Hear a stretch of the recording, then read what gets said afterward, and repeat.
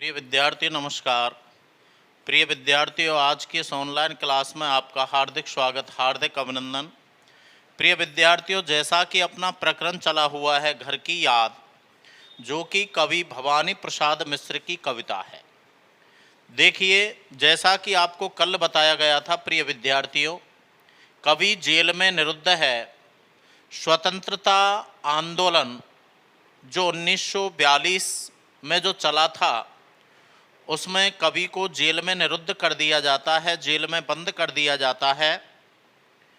उस समय जेल के दौरान कवि को अपने घर की यादें सताती हैं। घर की यादें बड़ी पीड़ित करती हैं। कवि को एक एक करके अपने परिजनों की याद आती है। प्रिय विद्यार्थियों, जैसा कि प्रारंभिक पंक्तियों में बताया गया था कि आज पानी गिर रहा है, बहुत पानी गिर रहा है, रात भर गिरता रहा है, प्राण मन घिरता रहा है। पानी गिर रहा है, पानी गिरने का तात्पर्य है प्रिय विद्यार्थियों, कवि कहता है कि आज बहुत बारिश हो रही है, अत्यधिक वर्षा हो रही है, पूरी रात बारिश हुई है, बहुत ही ज़्यादा पानी गिरा है। और जब पानी गिर रहा है उस समय मेरे प्राण मन घिरते रहे हैं, कवि के प्राण और मन घिरते रहे हैं, अर्थात कवि को बड़ी चिंता सताने लगी है। प्रिय विद्यार्थियों, यह एक अवधारणा है और यह मनोविश्लेषक भी कहते हैं कि जब वर्षा ऋतु आती है तो उस वर्षा ऋतु के दौरान यदि कोई व्यक्ति बाहर रहता है, विदेश में रहता है या घर से बाहर चला जाता है, तो उस दौरान, वर्षा ऋतु के दौरान उस व्यक्ति को अपने घर की यादें अवश्य आती हैं। ऐसी ही अवधारणा इन पंक्तियों में व्यक्त हुई है। वर्षा ऋतु में श्रावण मास है, बारिश की झड़ी लग रही है, वर्षा हो रही है। उस दौरान कवि को अपने घर की याद, अपने परिजनों की यादें बड़ी सालती हैं, बड़ी पीड़ित करती हैं, बड़ी परेशान करती हैं। इसी संदर्भ में कवि अपने घर की याद करते हुए बताता है कि घर की घर में चार भाई, मायके में बहन आई, बहन आई बाप के घर, हाय रे परो ताप के घर। घर की घर में सब जुड़े हैं, सब की इतने कब जुड़े हैं।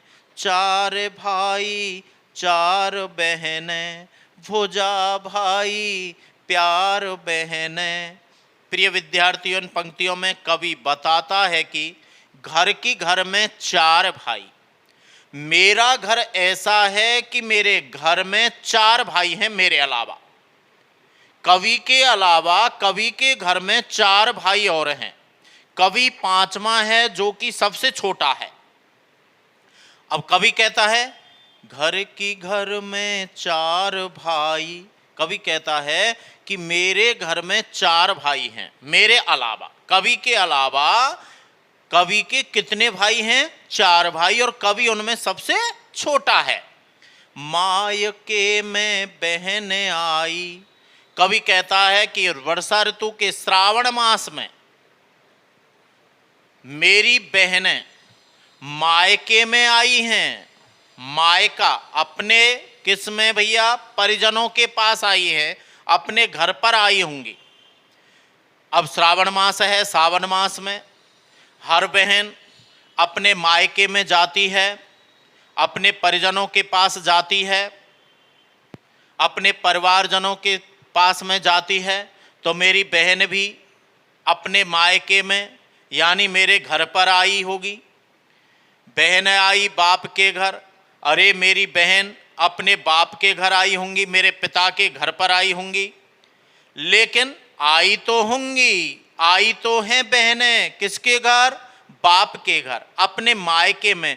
लेकिन उन्हें सुख और आनंद की अनुभूति नहीं हुई होगी। अब वो बाप के घर नहीं, किसके घर प्रिय विद्यार्थियों? परिताप के घर आई हैं। परिताप शब्द का तात्पर्य है संताप या दुख या कष्टों के घर में आई हैं।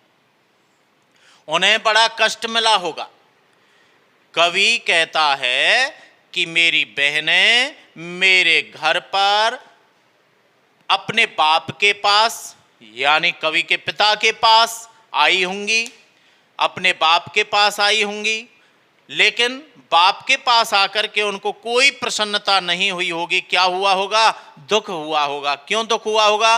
क्योंकि उन बहनों को अपना भाई वहां पर नहीं मिला, और जब मैं वहां पर नहीं मिला तो क्या हुआ होगा? मेरी बहनों को बड़ा दुख, बड़ा कष्ट और बड़ा संताप हुआ होगा। तो अपने बाप के घर जब कोई उनकी उस बेटी आती है तो क्या है, उस बेटी को बड़े आनंद की, बड़ी प्रसन्नता की अनुभूति होती है, क्योंकि वह बेटी अपने बाप से, अपनी माँ से और अपने भाइयों से मिलती है, लेकिन अपने छोटे भाई को नहीं पा करके बहनें बड़ी क्या हुई होंगी? दुखी हुई होंगी, बड़ी परेशान हुई होंगी। इस बात को कवि कहना चाहता है। घर की घर में सब जुड़े हैं, सब की इतने कब जुड़े हैं। अरे मेरे घर में सभी सदस्यों के मध्य बड़ा जुड़ाव है, बड़ा लगाव है, बड़ा स्नेह है। 4 भाई 4 बहनें मेरे घर में, मेरे अलावा 4 भाई हैं और 4 बहनें हैं। भुजा भाई प्यार बहनें, और मेरे जो भाई हैं वे भुजा के समान हैं। मेरे जो भाई हैं, मेरे अलावा जो मेरे 4 भाई हैं, वे मेरी किसके समान हैं? भुजा के समान, सहायक। जैसे भुजा हर समय, व्यक्ति की भुजा हर समय सहायक होती है, सहायता करने वाली होती है, हर समय साथ देने वाली होती है व्यक्ति का, उसी प्रकार से हर समय साथ देने वाले हैं कौन? मेरे भाई। प्यार बहनें, और जो मेरी बहन हैं वो प्यार हैं। प्यार मतलब स्नेह का भंडार हैं, स्नेह का भंडार हैं, प्रेम का भंडार हैं। और मेरी बहनें हैं वे स्नेह का, प्यार का क्या हैं? भंडार हैं, प्रेम का भंडार हैं। और भाई जो हैं वो भुजा के समान हर समय मेरा क्या देने वाले हैं? साथ देने वाले हैं। प्रिय विद्यार्थियों, आगे कवि ने बताया है, देखिए अगली पंक्तियां हैं इस अध्याय की। और माँ बिन पढ़ी मेरी, और माँ बिन पढ़ी मेरी, दुख में वह गढ़ी मेरी, दुख में वह गढ़ी मेरी। माँ की जिसकी गोद में सिर, माँ की जिसकी गोद में सिर,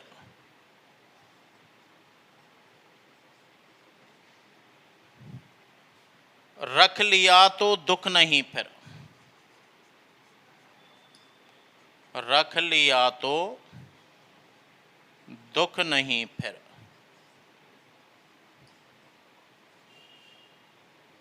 प्रिय विद्यार्थी ध्यान दें, और माँ बिन पढ़ी मेरी, और कवि कहता है कि मेरी माँ बिना पढ़ी लिखी है, मेरी माँ को अक्षर ज्ञान नहीं है। यदि उसे अक्षर ज्ञान आता, यदि उसे पढ़ना आता तो मेरे पास उनके पत्र आते और वह पत्रों में अपनी बात को मेरे से कहती, मेरे से कुशल क्षेम पूछती। अब वह मेरी माँ दुख में गढ़ी जा रही होगी, दुख में डूबी जा रही होगी। गढ़ी शब्द का मतलब है डूबना। मेरी माँ अब दुखों में डूबी जा रही होगी। माँ की जिसकी गोद में, अरे माँ तो ऐसी होती है कि जिसकी गोद में सिर रखने पर किसी को क्या नहीं होता है? दुख नहीं होता है। तो मेरी माँ अपनी माँ को कवि ने कैसी बताया है? अनपढ़ बताया है, बेपढ़ी बताया है, बिना पढ़ी लिखी बताया है। यदि वह पढ़ी लिखी होती तो मेरे से कुशल क्षेम किसमें पत्र के माध्यम से पूछ लेती। अब तो वह दुखों में बड़ी डूबी जा रही होगी। माँ तो मेरी और माँ हर की माँ ऐसी होती है, हर व्यक्ति की माँ ऐसी होती है कि जिसकी गोद में सिर रखने पर क्या हो जाता है भैया? दुख नहीं मिलता है, दुख नहीं, कष्ट दूर हो जाते हैं। माँ की गोद में सिर रखने से क्या हो जाते हैं? दुख दूर हो जाते हैं। ऐसे ही मेरी माँ जिसकी गोद में मैं यदि सिर रख देता हूँ तो मेरे दुख स्वतः ही क्या हो जाते हैं? नष्ट हो जाते हैं। आगे प्रिय विद्यार्थियों, माँ की जिसकी स्नेह धारा, माँ की जिसकी स्नेह धारा, स्नेह धारा का यहाँ तक भी पसारा, यहाँ तक भी पसारा, उसे लिखना नहीं आता, उसे लिखना नहीं आता, नहीं आता, जो कि उसका पत्र आता,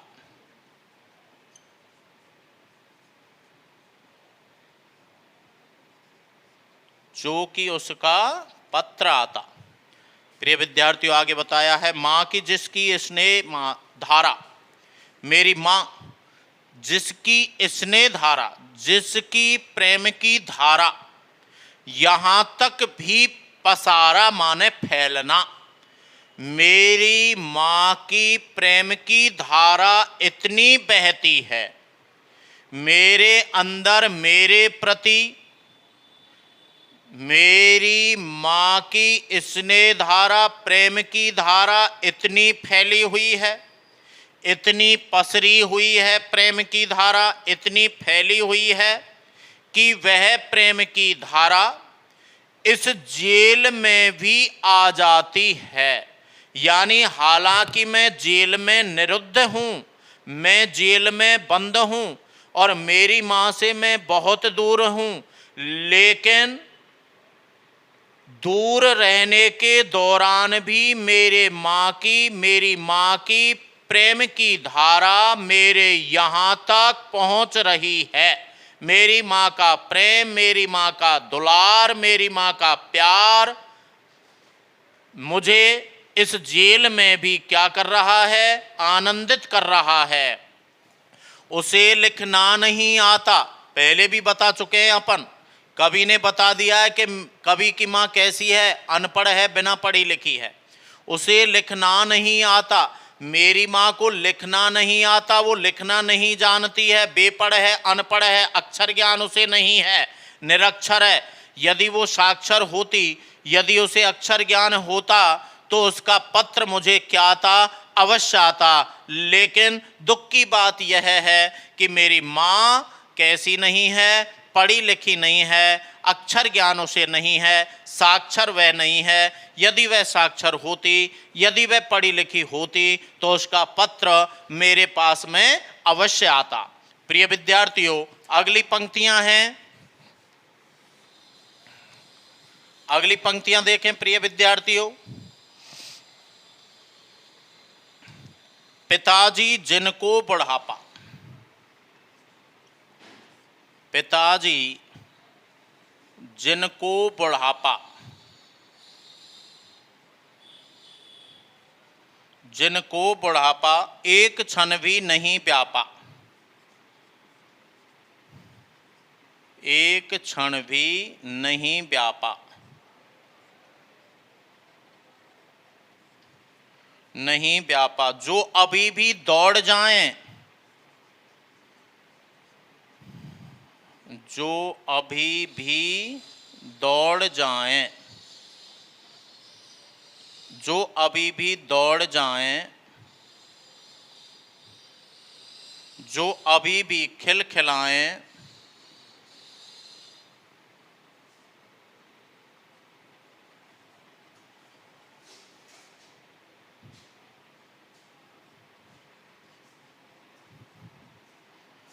और कवि अपने पिता के बारे में बताते हुए कहता है कि मेरे पिता जिनको बुढ़ापे ने कभी नहीं सताया, कभी नहीं व्यापित किया। व्यापने का मतलब है सताना। बुढ़ापे ने मेरे पिता को कभी सताया नहीं, अर्थात बुढ़ापे का कोई कुप्रभाव उन पर दिखाई नहीं देता आज भी। हालांकि उनकी काफ़ी उम्र हो गई है, लेकिन बुढ़ापे ने उनको कभी सताया नहीं। जो अभी भी दौड़ धूप करते हैं, दौड़ लगाते हैं, जो अभी भी खिलखिला करके हंसते ही रहते हैं, उन पर बुढ़ापे की कोई मायूसी, कोई नीरसता उनके चेहरे पर नहीं है। तो प्रिय विद्यार्थियों, आज की इस ऑनलाइन क्लास में केवल इतना ही। शेष आपको कल बताएंगे। थैंक्स, धन्यवाद।